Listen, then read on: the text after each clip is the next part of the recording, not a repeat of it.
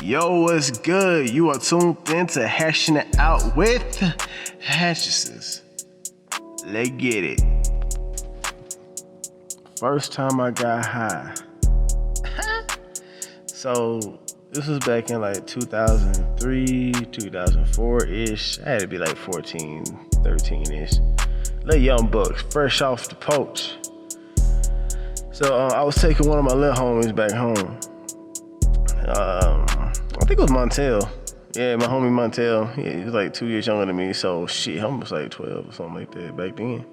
But we all rap, so, you know what I'm saying, I used to just take him home. My mom and dad gave me this truck. You know what I'm saying, so, yeah. So I was driving homie back home, whatever. He was like, hey, just pull up on the street before my house. Now I'm gonna go back here and meet up with some people. I was like, okay. And you know what I'm saying, everybody who was back there was like people who I've already fucked with, you know what I'm saying, like niggas at school and stuff. You know what I mean? And it was on like this big ass circle. And I was like, what the hell are these niggas up to? And he was like, oh, hell yeah, bro, they over there smoking some weed, bro, you wanna smoke with us, man? And I'm like, yeah, you know.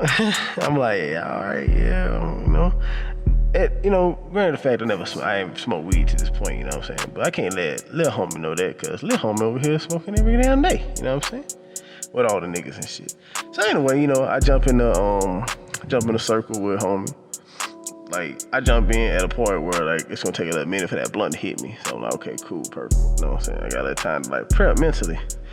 But as soon as I get to thinking that shit, Lil Homie now I'm bringing home, he lights a blunt up and passes it straight to me. And I'm like, bruh, come on now. But anyway, I don't take that hit too.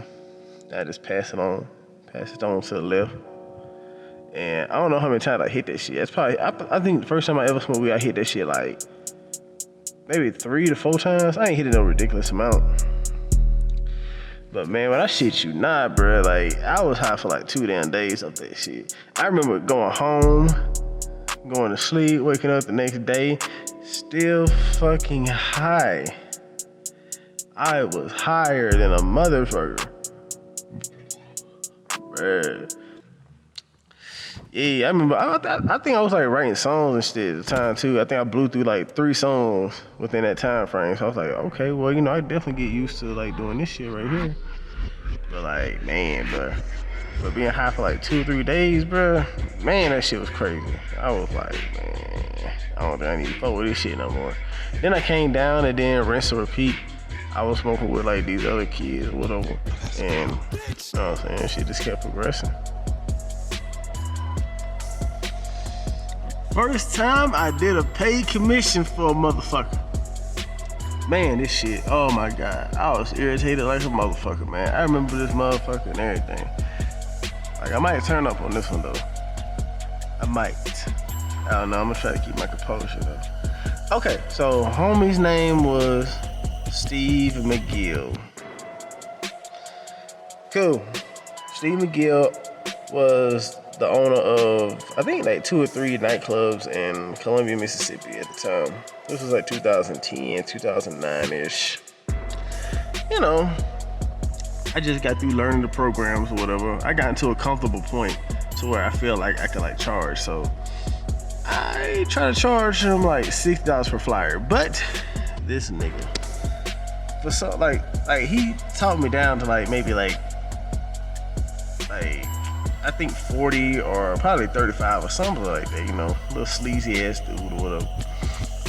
So next thing I know, I'm doing maybe 3 flyers or whatever, I get paid for each one, but he keeps trying to lowball me. He's like, hey man, I got some stuff that's coming up, man. I can't pay you as much as I can, And I'm like, man, look, man, pay me what you agreed to pay me, what we both agreed on.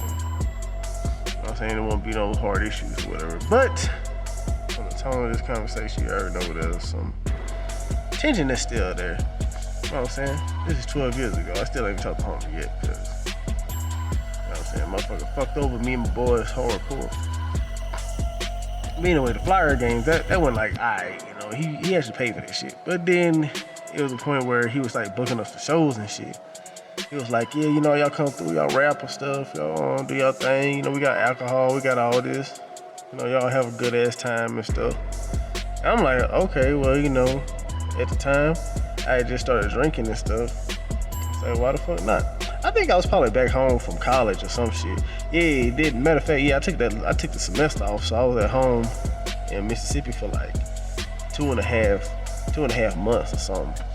So I was just trying to like just, you know, keep progressive with the music and stuff. Yeah. But anyway, he like we got booked for like 2 or 3 shows for him or whatever. And we came up with an agreement on how much we were supposed to be paid for each show. I think it was like $250 per club performance or something like that. But I'll tell you like this, we never saw a damn dime from that shit. You know what I'm saying? We did not get paid from that shit. Cause this is the thing about this nigga, and this is why I don't fuck with the nigga to this day. It's like he came up with like some bullshit ass excuse, right? About how he could not pay us that for those events. He was saying like, oh, you know, I got like all this stuff going on with the maintenance and blah blah blah, and I owe this person, that person. And I'm thinking to myself like, bro, I don't give a fuck. Like, pay me what the fuck you fucking like agreed to pay me. You know what I'm saying? What we agreed on over here, you pay me that, and you know, don't give me all this. Like, nobody's trying to fucking hear that shit, my dude. Nobody's trying to hear you fucking bitch about that kind of shit, bro. And like, man, like, dude, I shit you not, man. Like, even to this fucking day, this has been like 12 fucking years ago. 12, 13 plus years ago. It is still fuck that dude, bro. So, first time doing commissions for a sleazy ass nigga. You know what I'm saying? It's a lot of them though, but we all gotta go through it and we all gotta grow. So, there we go. Yo, man, like, I remember during the middle of a rap battle, I slapped a nigga. Like, I don't forget what the fuck this dude said to me. But I literally just, like, I got so offended that I slapped the fucking piss out of a nigga. Like, it was like, I think it was worse than the Will Smith Chris Rock shit. I literally slapped the fuck out that nigga. I don't know why that nigga didn't like fucking strike me back. But like, yeah, I remember slapping that nigga. I was like, bow, right in his face. But anyway, let me set up a story though. So anyway, we used to rap during lunch period. Everybody used to crowd up in the bathrooms and stuff, and it'd be 2 niggas rapping against each other. And today it was like me versus this dude, ironically named Dude. My niggas back home know who the fuck I'm talking about. Like, it was crazy, man. And I regretted doing that shit. I'm like, why the fuck did I slap that dude, bro? Like, man, it was corny as hell, bro. But anyway, like, we in our circle and stuff like that. I think it was my turn to go first. You know, I did my thing. I can't remember what the fuck I said. I said maybe some slick shit, you know. And then homie came in with the raps. And I'm pretty sure he bodied me on that shit. Like, everybody was like, oh shit, dude going hard, bro. He doing his thing, man. He murdered Chris, bro. You know, that's everybody right there. And I'm like, damn. Shit. So I got to think of like some fly shit. So I'm thinking like some punchlines on the slide. So man, what the fuck can I say? All right, I'm gonna say this right here. So, you know, I start doing that shit. Next thing you know, it's time for me to rap again. I go through it. Boom, you know, I leave a good impression on everybody. Everybody's like, oh yeah, this went hard, it went hard. All right. Dude went to rap again. Bodied me again. Bodied me. So at this point, I'm like 2 for 2. And like, he already done won at this point. So I'm like, damn, how the fuck can I get how can I get people to like really fuck with me on this shit? So I was like, fuck it, I'm gonna slap this motherfucker. Bow. Well, I don't even think I did this shit consciously, man. Yeah, let's run that shit back. I ain't do this shit consciously. I didn't think about that shit. He said something offensive to me. And I was like, fuck it, I can't let this nigga like get away with that. Bow, right in his face. Right in his face in front of everybody. Slapped him. Bruh, man, when I tell you, man, this shit shot me. I mean, I think I was in like autopilot. I didn't even know I slapped that nigga until I slapped him. I was like, oh, bro, why the fuck I slapped this dude? Cause he had his homies with him too. But I had my homies too. So it wasn't gonna be no like niggas jump me type of shit. But I mean, still, I didn't really want to be acting like that just because the nigga said some shit. But man, yeah, that's the first time that you know, I rap. Well, I slapped a nigga during a rap battle. That shit was fucking crazy, man. Okay, so this is why I'm getting out of the whole commissions thing. Alright.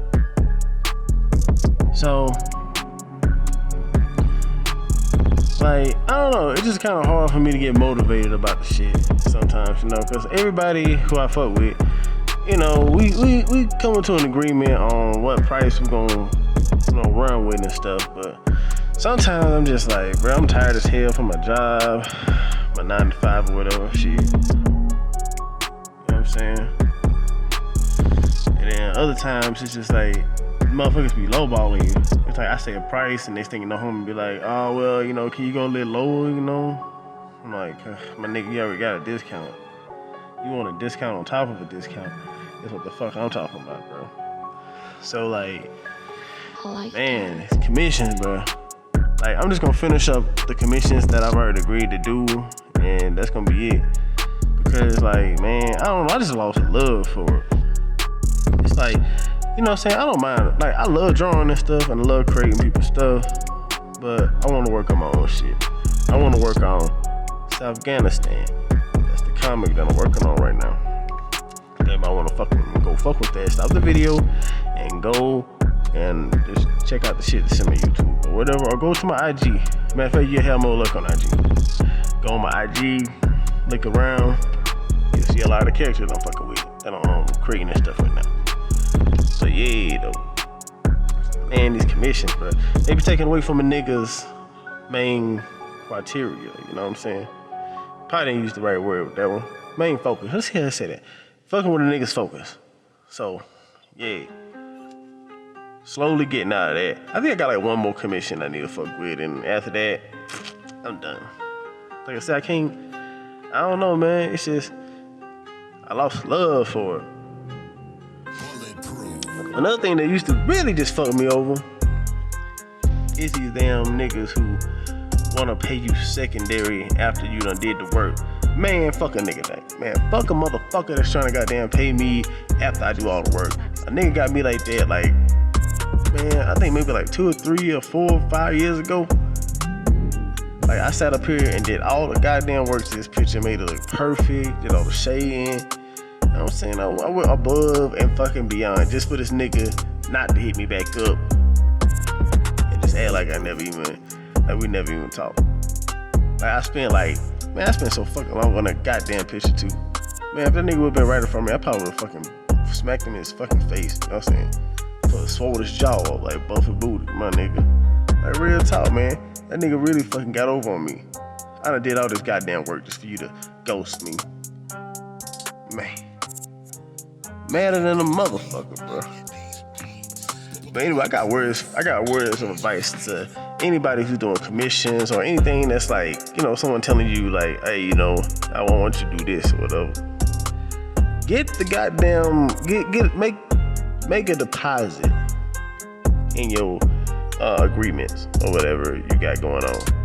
Tell a motherfucker that you're gonna need this amount of money just to start the shit. And I say don't go up too high on the first initial pay. Now, let's say if you agree to do something for $100 and you do $50.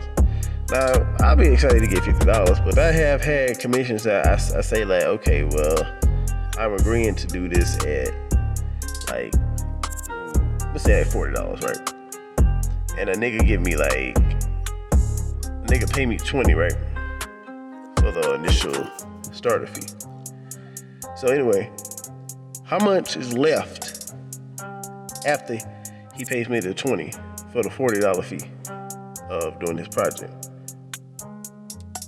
You're right, $20. And I don't know about anybody else. I can't really like get excited about just $20 damn dollars, my nigga. Like, I don't know, just $20, man. It's like, I don't know. I can just go out. I get paid at work $20 an hour. You know what I mean? I used to go to work for an hour and already got that shit already taken care of. It's like, man, motherfuckers just be trying to get over, bruh. No wonder I figured out nobody wants to fucking pay nobody. Everybody wants to keep their goddamn money. They want a penny pinch and keep everything to themselves, like the embodiment of Mr. Krabs. But man, fuck them commissions though, bro. I ain't really trying to fuck around with that no more. Here's a time when I caught my ex fucking with another dude. My God, let's get it. So anyway, me and her, we were just chilling. We were sitting on my couch in my dorm room. I forgot what the fuck we was doing. I think we was about to watch like something like Breaking Bad or something like that. But anyway, she thought it was a good idea for her to show me pictures from my phone, right? So anyway, she opens her phone up, and then she goes to the pictures, you know, just all casual and shit. And then, next thing you know, she starts strolling. You know, the first maybe 5 pictures, they like just regular pictures of, you know, like if you go through a girl's phone, she done took like a bajillion pictures of herself at like this perfect angle that it's not a realistic angle. It's like the most photoshopped of angles without doing Photoshop. It's like, you know you're not that slim, girl. Like, get the fuck out of here with that. But anyway, yeah, she going through her damn phone and shit. And, you know, she trying to like go through whatever. And then she goes across this one picture of her and this guy. And this guy is like kissing her on the lips. I was like, hold up. Like, whoa. Let's go back to that. And she was like, it's like, oh, no. You know, and I'm like, the fuck? Like, you know. I'm all tripping out because like, and then she trying to like gaslight me at the same time, trying to make it seem like I didn't see what I just fucking saw, you know? And I'm like, I confront her, I'm like, well, you wasn't that motherfucker kissing on the lips and shit? You know what I'm saying? This is like prior to us getting back together, so a little bit more background to what me and my ex was on back in the day. Like, as soon as I moved here to Denver, we broke up. I might have think we were probably together for like 2 or 3 days after I got situated at the dorms or whatever. But we initially just like broke up right then. And the thing about that like really hurt me at the time was I gave everything into it. I moved all the way to a different state just to be with this bitch. And I just, you know, I gave up a whole lot more. I did more for that relationship than she ever did. You know what I'm saying? But to say this is like, you know, everything happens for a reason. And, you know, God shows you the true intentions of a person so you don't get, you know, further involved with them, okay? So, yeah. You know, we broken up or whatever in the beginning, but I think maybe like a couple months later. No, actually, the reason we got back together was because the girl I was talking about with me, like getting drunk for the first time, she was living with me and stuff, and she just like, the girl, like basically she just stayed there. She never left at a certain point, man. She'll probably leave for like a couple hours to, you know, go get some shit from her place. And it just, this shit just got to the fucking point where like she literally was just living with me. And it was like fucking crazy. But it wasn't like crazy. I mean, the only thing I did not like, she didn't like clean up after herself as much as I preferred a person to. I say if you put it there, you should pick it up. You know what I'm saying? I don't expect no one to clean up after me. I'm a grown man. I clean up after my goddamn self. You know what I'm saying? Now, children on the other hand are very different. They're kids, so you have to, you know, you gotta watch out what they're doing. But man, dude, I remember like that week when like we did break up or whatever. I was like, man, fuck it. I'm here. I'm doing my thing. Let me just see what else I can find, you know? What else I could do? So I just, you know, kind of like started talking to girls here and there, and situations were pretty cool, pretty dope. You know, I don't really think I had like a real bad time. Maybe once or twice where, you know, you meet up with a person and they totally different than what you thought. You know, you see like these goddamn filters, my dude. These motherfucking filters on these girls and guys too. I feel like that's probably one of the worst things that happen on social media with the face recognition and shit. And I don't know why, man. I hate how they trying to spin this shit. It's like the go-to answer. From what I've been seeing on like these stupid on these animation shows, is that it's very easy just to get into a nigga's phone. All you gotta do is show that person's face on the phone, and boom, you can get into it. Which is like literally the dumbest thing. You know what I'm saying? Like I would never put that face recognition on my phone. I already just do my key password or whatever. But bruh, man. Anyway, I kind of got a little sidetracked about. Yeah, though, man. I caught old girl like all hugged up and like being kissed on by this other man, and I was just like, come on now. Like, what's it gonna be? You know what I'm saying? Cause she was over there to get some D. You know what I'm saying? She just came back from college, and yeah, that's another thing too. Yeah, like as soon as I got there, she suddenly just like enrolls in this college like 2 fucking hours away, talking about, oh, there's no other colleges that teach this, oh, I have to go here. It's like, oh really? Oh really? So there's no other colleges around the Denver area that teaches psychology. Oh, whatever the fuck she went into. So she was always like she always had an excuse for everything. She would have an excuse for excuses, you know.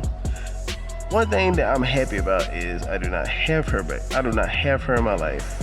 Do not wish for her to be a part of it, but I do wish her the best and want her to like prosper in everything she does, you know. So there it is, you know. All right, I think I'm gonna go ahead and wrap this up. So I'm gonna leave everybody on some positivity. So, all right, back in the day, there were certain girls who used to just basically talk shit about everybody around. You know, everybody know a girl like that.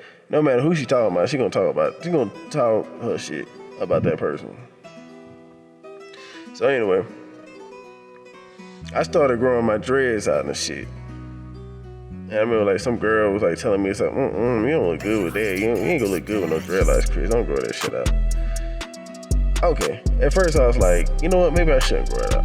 But then again, I was like, am I gonna let her tell me what to do? Or I'm gonna let me tell me what I'm gonna do? So let's just say that decision was like a no-brainer for me, and I was like, okay, I'm gonna do what inspires me. You know what I'm saying? I ain't gonna let this random girl who don't give me no ass in the first place tell me what I need to do with my hair. Like last time I checked, it's my hair, right? And I make the rules up. They don't make nobody makes the rules up for me besides God. So I just want to get that out of the way. Yeah, man, just go in and just wrap it up. If you haven't yet, just go down to my link. I got like a lot of good shit going on there. Damn, your boy tired like a motherfucker. It shouldn't be that many, but I'm gonna go ahead and just say fuck it, man.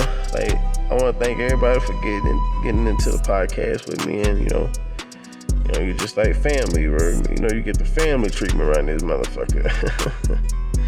But yeah, oh yeah, I forgot to say the quote. Yeah. So anyway, you shouldn't let another person take your shine, take your abilities or whatever. Cause it's like, people want to stick energy. People gonna hate on you regardless too. Another thing too. I feel like people shouldn't really worry about if like someone's hating them or whatever, you know what I'm saying? If you're doing your thing, keep doing it. Every artist is gonna have haters, so just leave me on that right there. But anyway, I'm gonna thank everybody. I would like to thank everybody who's tuned in to Hashing It Out with Hatchicist.